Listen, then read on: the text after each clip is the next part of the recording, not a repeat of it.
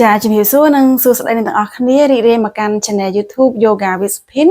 ថ្ងៃនេះខ្ញុំនឹងធ្វើក្បាច់ Cat and Cow Paw ហើយនឹងនិយាយអំពីអត្ថប្រយោជន៍ខ្លះៗនៃក្បាច់នេះអញ្ចឹងយើងទៅមើលថាក្បាច់ Cat and Cow Paw គេធ្វើយ៉ាងម៉េចខ្លះតោះយើងទៅមើលទាំងអស់គ្នាចាអញ្ចឹងយើងដំបូងយើងអង្គុយយើង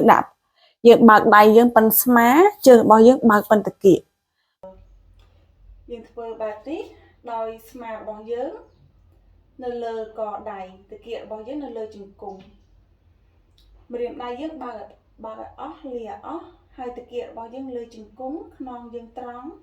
ប្រអប់ជើងខាងក្រោយយើងលាយើងដល់យើងធ្វើការដកដង្ហើមចេញចូលចាអញ្ចឹងដកដង្ហើមចូលពើងទ្រូងឡើង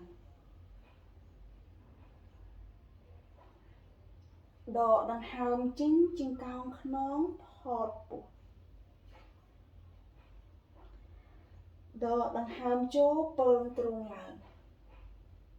ដែលក្បាច់នេះគឺមានឈ្មោះថា Cow Paw ដែលយើងបកប្រែជាភាសាខ្មែរថាគឺក្បាច់គោហើយជើងកោងខ្នងបែបនេះគឺមានឈ្មោះថា Cat Paw ដែលយើងបកប្រែជាភាសាខ្មែរថាក្បាច់ឆ្មាចាអញ្ចឹងក្បាច់នេះនៅពេលដែលយើងធ្វើគឺវាជួយធ្វើឲ្យមានភាពបត់បែនទៅលើករបស់យើងទៅលើស្មារបស់យើងនិងទៅលើខ្នងរបស់យើងនឹងជួយពង្រីក